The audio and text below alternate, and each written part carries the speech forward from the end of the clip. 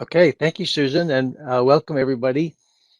So this is not going to be a long talk. The purpose of this presentation is to introduce you to the concept of probabilistic project management. Probabilistic is a kind of a hard word, but it's typical of how it's a word that shows you that one number doesn't mean very much in the world of predictions. You need a bunch of numbers, and then how do you put them together? That's what probabilistic refers to. So what I'm going to do here is really tell you a little story about how I learned about project management, how I met my first project manager, and I learned about probabilistic project management right then, right there at that first time, and that was about 50 years ago, and it was before almost anybody used it. So I worked for an extremely sophisticated company, uh, and uh, and it was a great introduction to project management to see what they did. So the whole idea here is how can we use statistics to improve project predictions?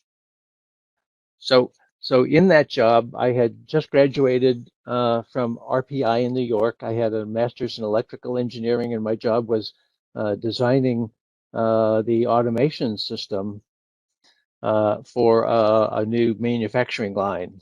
And it's been long enough, I don't remember exactly what that line made, but most likely it was bar soap, since that was one of their major products at the time and still is. Procter & Gamble actually was formed by accidentally inventing ivory soap. Uh, and what was neat about ivory soap is that it floated, so it became their trademark marketing thing that was on all of the soap bars. It floats, and no bar of soap had ever floated before that, apparently, or maybe since. I don't know. I haven't tested it. Uh, so so so engineers um, treat things very deterministically, and so my background was very deterministic, right? It's all math. So as an electrical engineer, everything is mathematical. And when's the last time you saw an electron, right? People don't see them. You can't see electricity, right? Unless you stick your finger in the wrong place, in which case you can feel its effects, and they aren't nice uh, when you do it like that. So I did have, I think, one statistics course all the way through my engineering education, and didn't like it and didn't really understand it. So, statistics, I just passed it by. So that's for somebody else. With engineers, everything is deterministic. It either works or it doesn't work. And uh, if it worked, it worked all the time. So everything was 100% probability. If you push the button, the motor comes on. Period.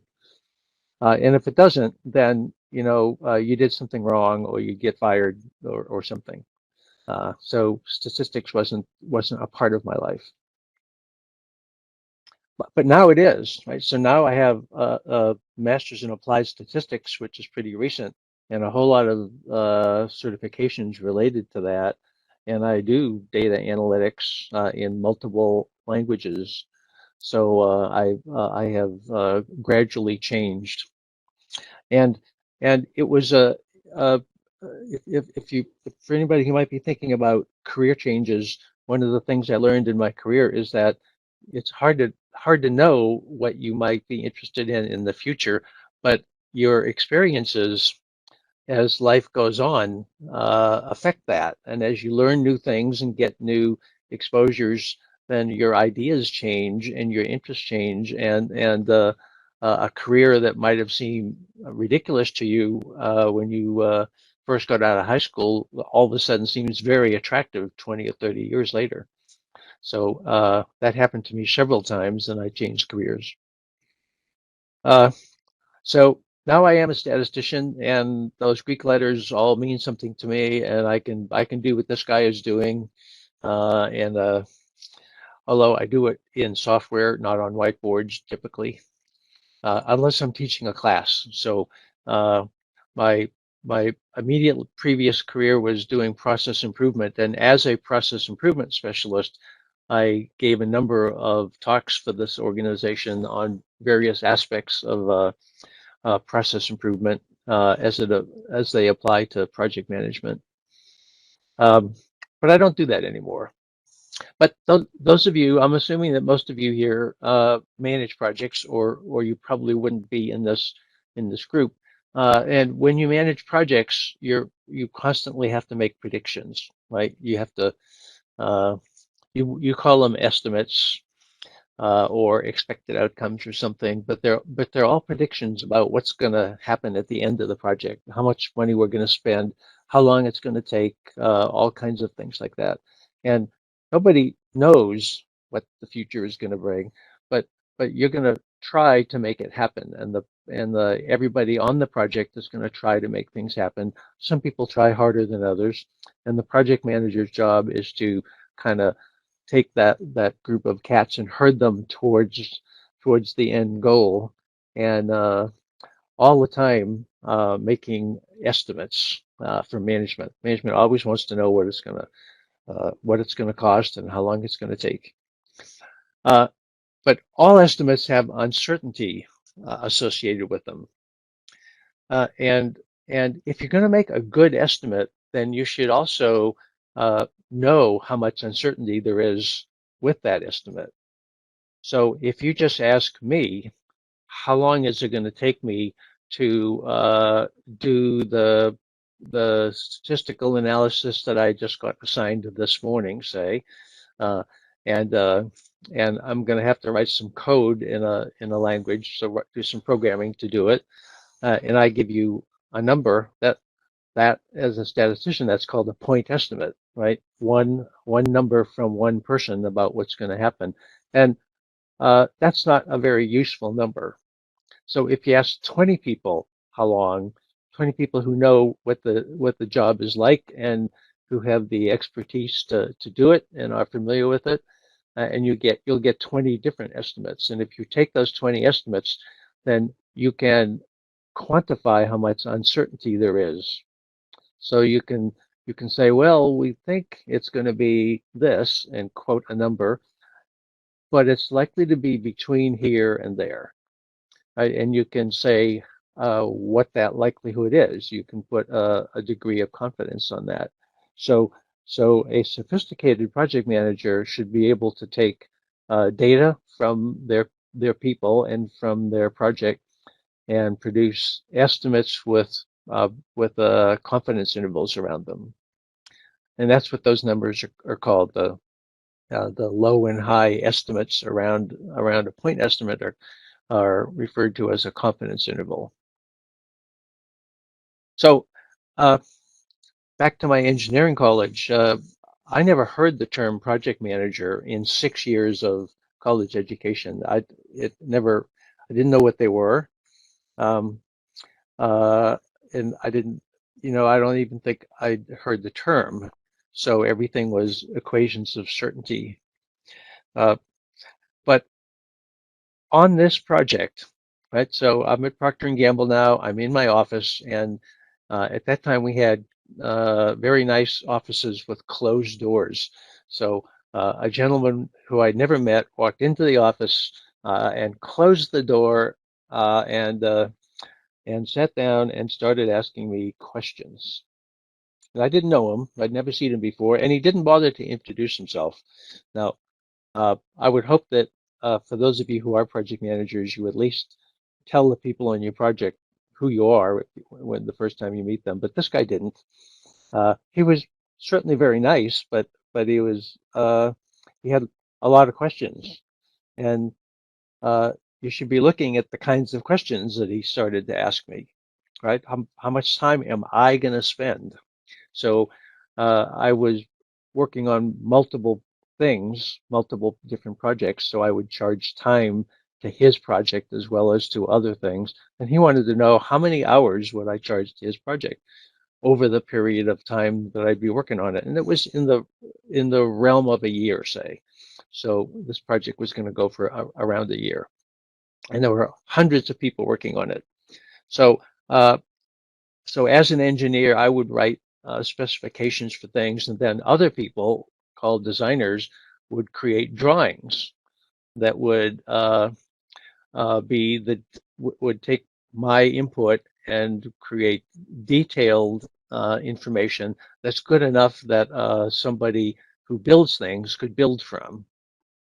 So the project manager wanted to know how much designer time would be spent on my behalf. And this was my very first project, and I just didn't have a clue. So they said, how much material are we going to have to buy? So in order to do this automation, we're going to have to buy a bunch of stuff, right? So how much stuff, and when are those purchases going to happen, right? And once the drawings are done and the stuff is all bought and it's all on the site, then we're gonna hire a bunch of tradespeople to build it. And for the part that I was responsible for, said how much of those tradespeople's time would it take to build my part, to put together all the wiring and all the conduit and the panels and all the kind of stuff involved in the automation system. And then once that was done, and at some point when it was pretty close to finished, typically the way we did it is that the engineer, which was me for the automation, would travel to the site, and I'd check out that everything was done right and go through some quality procedures and go through a startup process until everything was running. So we wanted to know how much time I would spend doing that. And in this case, this was my first project with uh, building a production line. I had done lab projects and other projects like that, but this was my first production line big project. So I didn't have any idea how long I would spend out there. But I'm a avid reader of Dilbert, uh, so my answer to him was, after he got done giving me his list of questions, and he gave me all the questions right up front. They said, I'll come back to them one at a time. So, and we can go over your answers. And I told him that to come back in a year, and I'll tell you the answers to all those questions when it's done, because then I will know. All we have to do is look at the records to see what it is, and I'll see you in a year.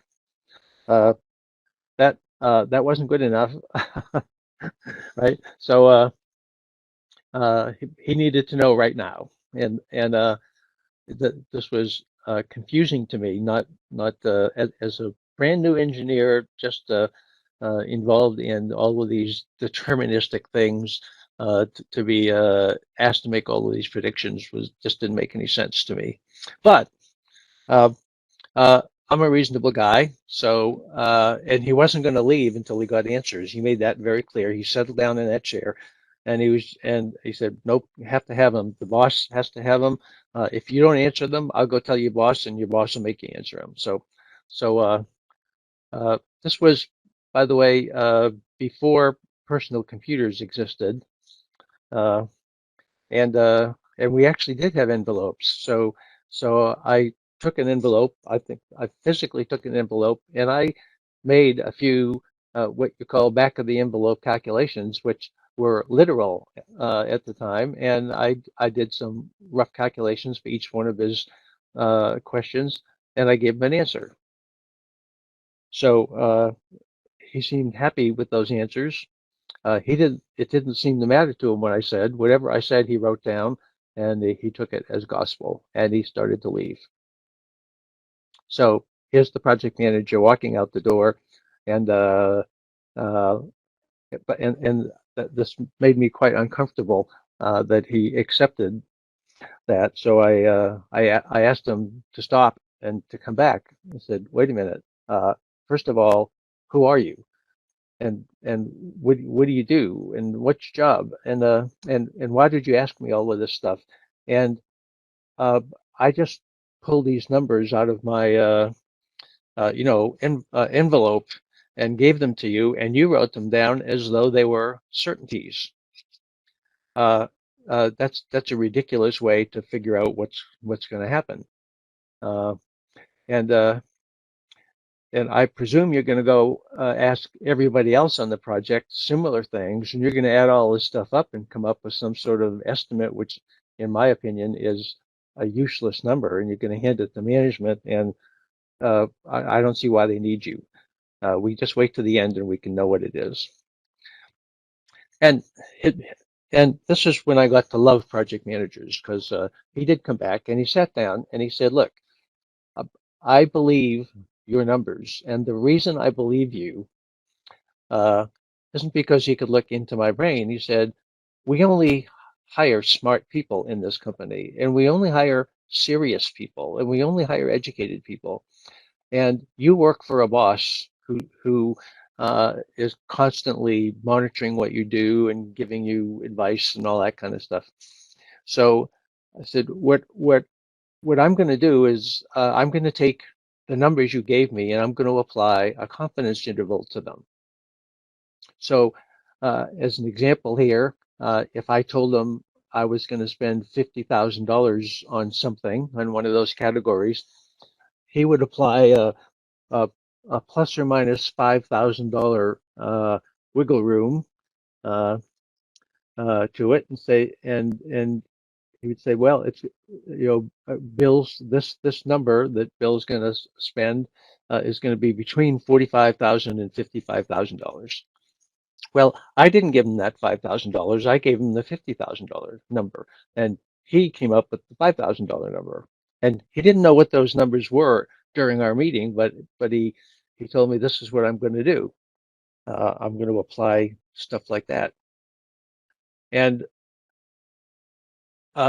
said, well, uh, okay, well, you can't do that. So I knew enough about statistics to know that I just gave him one number for that particular thing, and it's the only number he's ever gotten from me for something like that. So he has no way of knowing what any confidence intervals associated with my estimates are.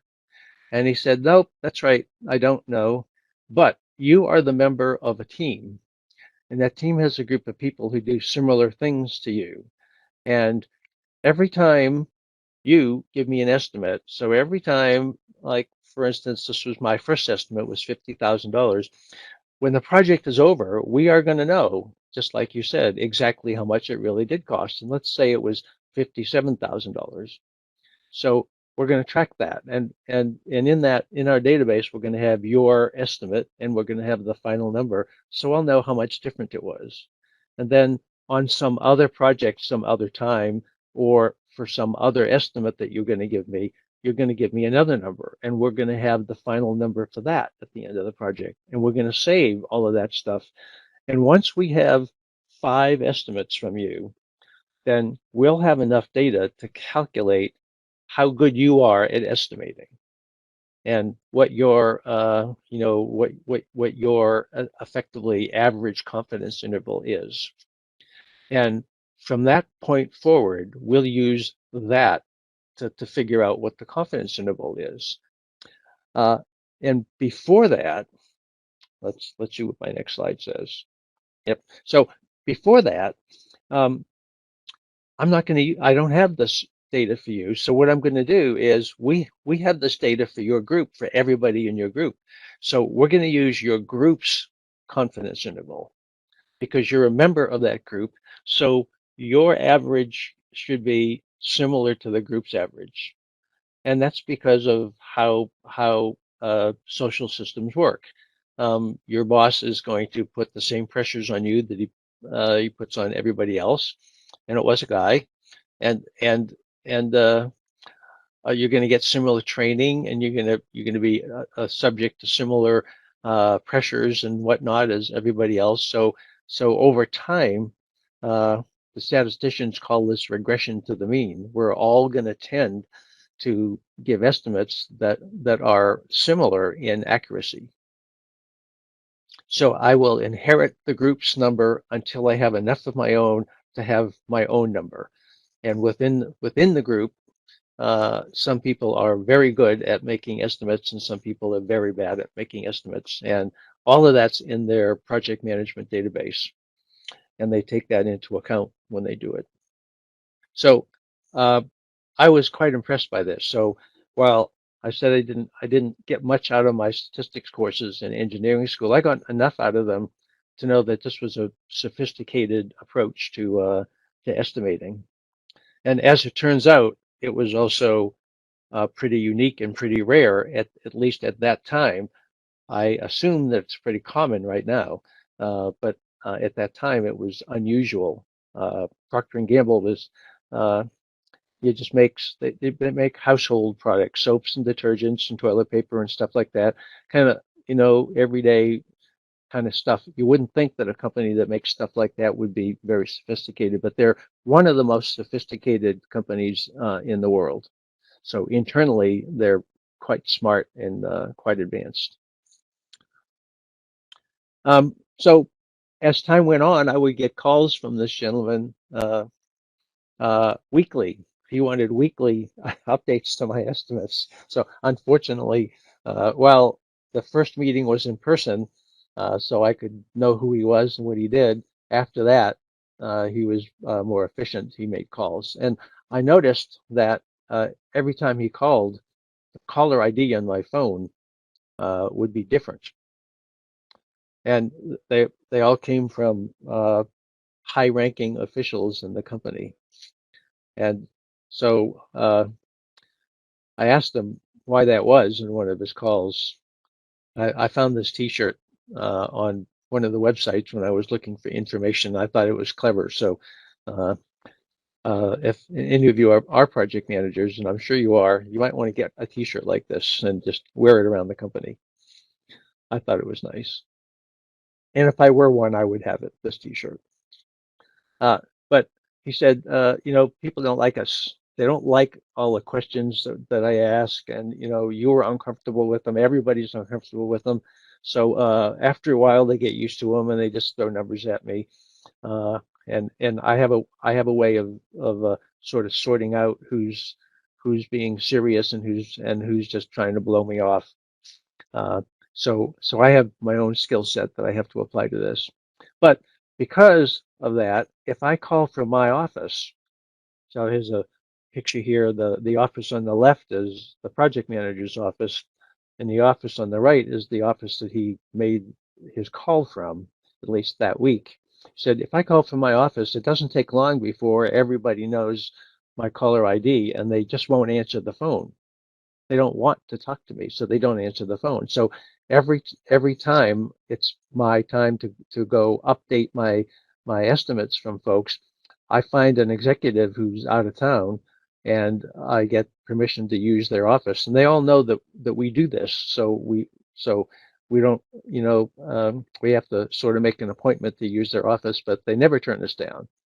So I go to some fancy office, and so the caller ID comes in as somebody that's going to make me want to pick up the phone right away. Oh gosh, it's my boss's boss's boss. I better answer this, only to find out that it's the project manager who wants a new set of estimates. So, well, that impressed me too. I thought that was a clever way of getting around a social problem that he had to live within. So, the point of my story and talk here is not to show you how to do this, but to make clear that this is a technique that you should be using, and you should learn how to use it. And I'm sure that some project management software packages can do this for you. I don't know if the one that Susan showed you in that video can do this or not. But what I want to point out in this little chart here is that let's say I have a task. So this chart shows I have a task 1, and I got an estimate, right? One person, well, no, I'm sorry, 5 people. I got estimates for that same task from 5 different people. And the average of those 5 was $5,000. And I calculated a confidence interval from there.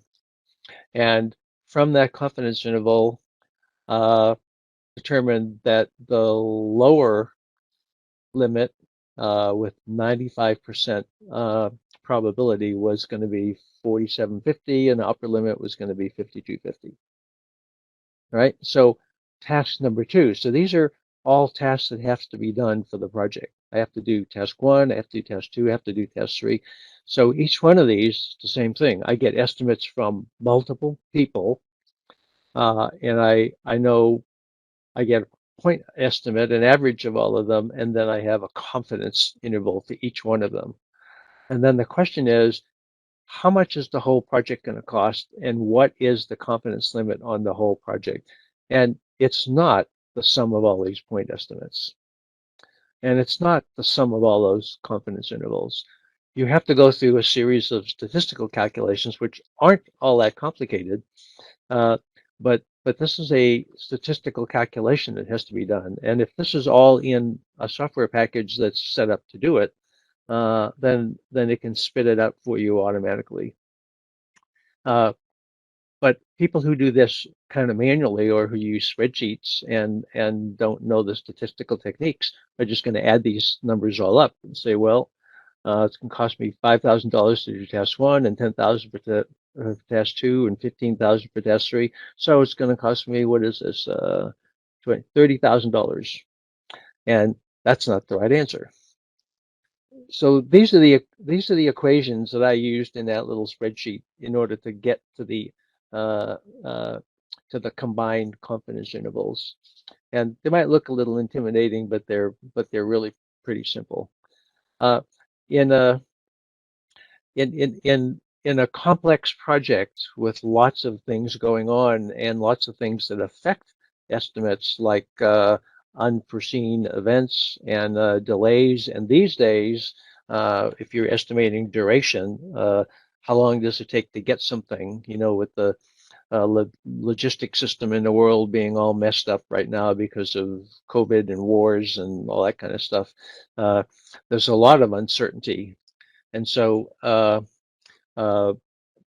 sophisticated project management techniques use Monte Carlo simulation.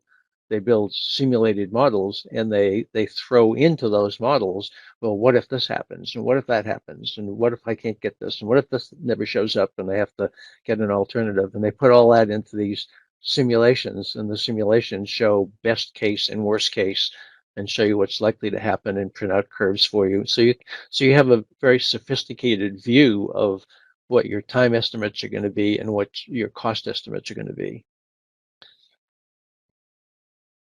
There. And that's really the story I wanted to show you. I wanted you to know about probabilistic project estimates, both for time and for money.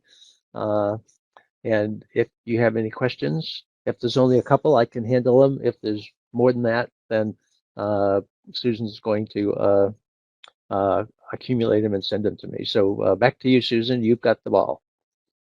Great. Thank you, Bill. Thank you for the presentation. We do have one question if you have a minute to answer it. Sure. Is there a paper on why and how to reproduce the logic behind this method? I don't know of a particular paper. I could probably find one. But this isn't anything special. This is like everyday garden variety statistics. So somebody has probably written a paper about doing this for project estimates. I'll be glad to do a quick Google search, but you can probably do that yourself too. So I don't have one, and I haven't written one. Okay, great. Thank you, Bill. All these statistics are based on an assumption of normality. How do we know that the project is normal? They don't have to be based on on an assumption of normality at all.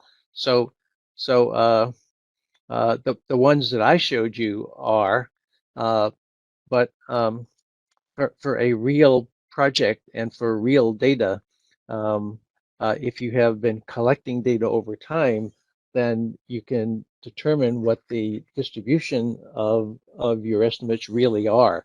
And if they are normal, then you can use normal equations to do this. If they're not normal, then you just use different different types, different equations to make those. So they don't have to be normal to do this at all. Okay, great. Thank you. Another question we have is, thank you. At what size project would you suggest using this approach? Oh, for real small things where it's probably not worth it unless it's just built into whatever software you're using. But if I had to guess, I would say $500,000 and up is probably a reasonable guess. And Bill, we'd like to thank you so much for your time and for presenting with us today. My pleasure. Good luck, everybody, and have a nice day.